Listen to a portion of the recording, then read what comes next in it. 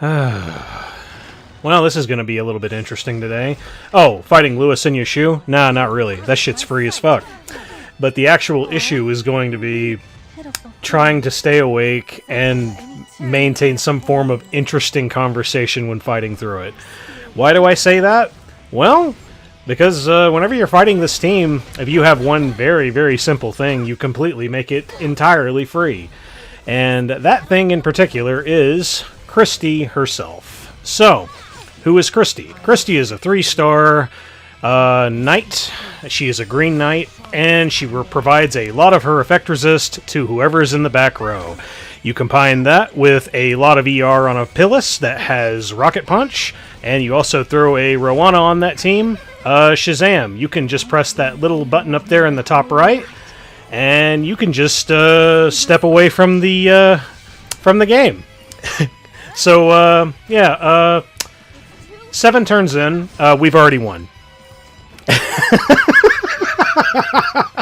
I'm not even joking. We have already won. So, here comes the fun part. Just trying to maintain my consciousness throughout the entirety of this fight. So, yeah, this does work. It's one of the many methods that I use anytime I'm fighting a luuuce and Choux. And in particular, this guild that I'm fighting, I'm not too sure where they stand when it comes to rankings. We've won a couple of our top 100 Guild War matches, like in the past few Guild Wars, and then this one just feels noticeably a little bit weaker. But then again, this was also on Wednesday, and I think I missed all of the big towers.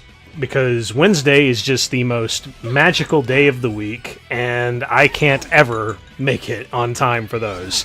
So yeah, my entire guild cleaned up everything, so now I'm hitting pretty much just small towers. So I don't know if that means that any of the small towers were weaker, or if the big towers were exceptionally strong. I didn't get a chance to really look at them. But hey, looky there.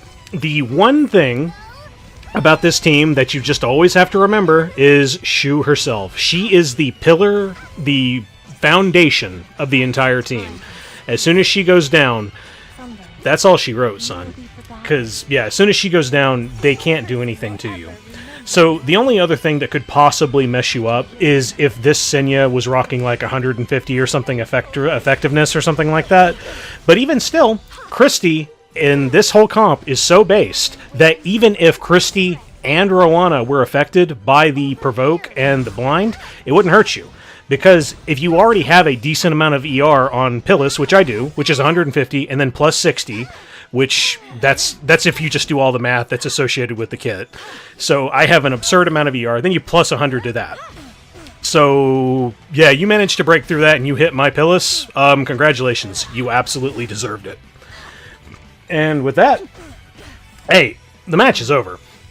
So, I don't really have much else to really say about this team. The only other thing I could really say is you can utilize something along the lines of, like, see, this is what's so bad about this team. There's really not very many answers to it. Thankfully, this answer is not super, super premium. You could honestly do this without Rocket Punch, because that is the most premium thing that's on my kit, because that's a limited artifact. So you can do this exact same team without Rocket Punch. It just takes even longer. But the only thing that you must be aware of is if you are fighting a Senya that is rocking the health stealing EE, which is for her S1, then you really probably can't do that. So that's the only... That's like the only real like consequence of using this kind of team if you don't have Rocket Punch. Otherwise, if you have Rocket Punch, go for it. This is probably the safest option you could ever have to go into luuuce and Choux, and I know how cancerous that team is. It shuts down so many other things, or at least it takes a lot of the risk out. And, oh goody. So hey, I see Mercedes, I see Fallen Cecilia, and I see Rimuru. I just go to my tried and true. Okay, so Sinji will go in ahead, give myself a boost here.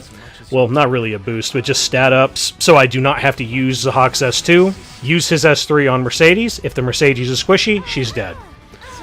Looks like it was just enough. And so hey, Mercedes is dead, and then Rimuru goes into Zahhak. Rimuru then attacks Krau, will not kill him. Even if he does manage to kill him, he has Holy Sack, then we can go into whoever we please. I decide to go into Rimuru. And pretty much the next turn that Shinji gets, he should be dead. Because, yeah, we'll get the free dual attack with Shinji.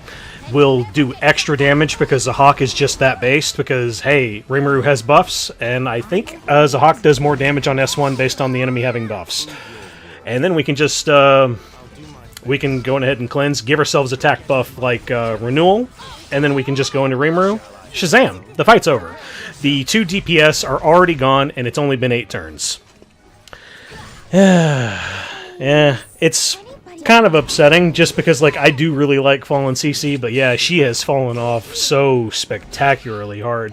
When you can use her in really, like, the same kind of way you would an Unbound Knight Arrowell, but Unbound Knight Arrowell is just even more effective than she is. Funny, because Fallen CC has Skill Null, and it doesn't really matter. Funny, huh? So, I managed to see another team that was like Senya and Choux, but in this particular case, the guy used Politis, or Politis, I don't know how it's pronounced, I don't really care. But, see, there's an issue with the team that he's using here, is if you have Politis there, you don't really have like a form of control that's in place. Oh yeah, I'm dissuaded from using non-attack skills, but if you have a Roana with you, then it shouldn't even be an issue. In fact, he's going to heal me instead of doing damage. And I see right here that he has Fairy Tale for a Nightmare. And I'm like, well, that's like that's an okay idea. It's just the problem with running Fairy Tale for a Nightmare on Politis is she doesn't really do a whole lot of like out-of-turn attacks, pretty much. And that's where like the extra damage from Fairy Tale for a Nightmare comes from, which is why it's so effective on, say, like Archdemon Mercedes. But hey, whatever. It's hey, it's your game, man. Go ahead and do what you got to do. But like, and then I'm also going into this guy's Choux and this Senya, and they feel kind of squishy. But one thing I'm going to actually spoil you on: this Senya actually does have a lot of effectiveness. I'm willing to bet maybe 110, maybe 120 or something like that, because he does eventually get through and hit my Christy and my Roana. But like I said, Pyllis is never going to be touched, period. And in all honesty, fighting this kind of team, I could have gone into this with, say, like Alencia and then some kind of cleanser or something like that, because once again, Choux's the foundation. As soon as Choux goes down, all of these particular like Senya type of comps just completely fall apart. And Politis isn't really doing enough scary things to really... I'm not afraid. She's not doing damage. She doesn't have high effectiveness, so she's not stunning. She's not a threat. So, yeah, like, that's where, if I was going to use, say, like, a Politis on defense, I would probably, if I wanted to be as annoying as possible, I would probably have, like, a really high ER Politis, and like also with a fairly decent effectiveness as well, like maybe 100 effectiveness and then like 100 or 150 ER, and then try to put as much defense as possible, just to make a harassing, annoying Politis. But even still, if you go into a Politis like that, she's probably not going to have very much speed, and then you could probably just like cleave the team. But yeah, if it's because there's no Lua here, that's your speed monster. There's no Conqueror Lilius here, that's the speed monster. So this is a team that has no speed. So in all honesty, you could look at the format of it and go like, well, I mean, I could probably just cleave that. But then that's where like some of the other issues of, oh hey, you have to always go into the 50% of Senya's like kit, which is kind of what dissuades me from using like a normal cleave. Where if I was going to go into this without using Shadow Knight, Pyllis, Christy, and Roana, I would probably have done like Mediator, Kawerik, Lone Crest, and Bellona, and then like any healer of my choice. And hey, I think that would have worked as well. But yeah, that's pretty much this fight as well. Sorry, there's not really very much excitement that's going on. I was actually really like debating pretty hard if I even wanted to make this video, because the teams aren't really super exciting. Because like, case in point, I use the same team again. So I see this guy's using Mediator, Kawerik, Belian, and then Rimuru. So I'm like, well, I'm just going to do the exact same thing. Because if the Belian survives, she's injured. She's going to do less damage. If the Belian's dead... okay, cool, whatever. She's dead. I don't have to worry about it anymore. And the latter happens. So, Belian's dead. And then Rimuru goes into Zahhak. Then he goes into Krau. And then I also get a extra attack from Mediator Kawerik, goes into Krau. Krau happens to resist it, and I'm not even running very much like ER on Krau. But hey, it all works out. Everything's good, hunky-dory. So, yeah, I go into Mediator Kawerik here, but Mediator Kawerik's going to get his extra turn in right here. So, that doesn't kill, because I didn't take enough damage. And then that didn't even strip me, so, like, man, I'm good. So now I just have to go into Rimuru, and he's already blown his load on Krau. I also haven't died yet on Krau. There's no way to lose. Because Rimuru's only going to go into Krau. Krau's got a defense buff and a barrier up. I just got to hit him once. Shazam. Done. I really hate Rimuru, man. Because that's like the only way I fight him. I like to bait him with Krau. I don't ever like to leave a Rimuru alone. So, and then another case in point of, like, this might be an outdated defense, because I almost never see SSB anymore. Just, there's way too many ways to fight SSB nowadays. So, yeah, we're seeing Apocalypse Ravi, SSB, and Lua. Now, well, hey, what's the weakness here? So, let's just make them all go into Doris. So my Doris already has fairly impressive ER, and as long as I have Christy with me, then I have there's no chance of my S2 or S3 being reset, which is really the only actual threat. That's the reason why I use a lot of ER-related teams against Lua. I just don't like playing her game. Fuck that bullshit. I despise it. I think Lua is probably one of the stupidest fucking characters that SG has ever, like, blessed us with. Just, oh hey, cool, I just do a non-attack skill that hits the entire party and reduces cooldowns by 1. For what purpose? So, now, because we're rocking so much ER, and just like, hey man, like, that's the basis of this video. Have you guys built your ER goddess yet? Like, I can't tell you how useful just having Christy on my team really is. Yeah, she does almost nothing in terms of, like, S3 or S2, but oh man, just that passive ER, like, boost to your back row is just invaluable. It makes so many things so much better. Just in general, because you never have to worry about whoever you're protecting being reset by Lua or being put to sleep by Lua. It's massive. It pretty much makes or breaks any team that I use. So, like, hey, what do I care if Alencia gets hit with a cooldown reduction? I don't care. I mainly use Alencia for her S1, and that's pretty much exactly what I do. And yeah, I just have to hit Apocalypse Ravi one more time. That is the only unit that can even kill my Doris. And as soon as she's down, then I just have to worry about this SSB, and this SSB is really not really scaring me. She doesn't have a whole lot of offensive power.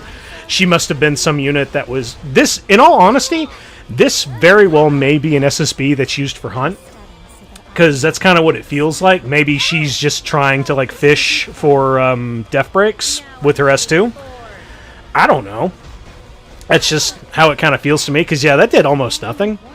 And yeah, it is hitting Alencia a fair bit, getting a little bit unlucky, but, like, hey, once again, I just don't care. I have so much HP with Alencia, and I can just straight up heal it whenever I please. Now, the one thing annoying here that you always need to remember with Alencia, I didn't do the follow-up attack. Why is that? Because Alencia's, like, only weakness is unbuffable. It's the only weakness that she really has, because then she won't do her follow-up attack. Should I do it? Should I talk about it? Yeah, what if Arunca could just always get that follow-up attack, huh? I can't help it. Okay. So then I see another team that looks extremely outdated. Because, like, hey, what's your real threat? There's Spector, Tenebria, and then there's Mercedes, and there's Raz. And this guy is also not even utilizing the extra effect that Raz has, where he puts a barrier on whoever's in the back row whenever they take, I think it's more than 40% damage. So... yeah, there's just, like, dead tactics here. And I don't even think this Mercedes is that impressive. Yeah, that's not too bad.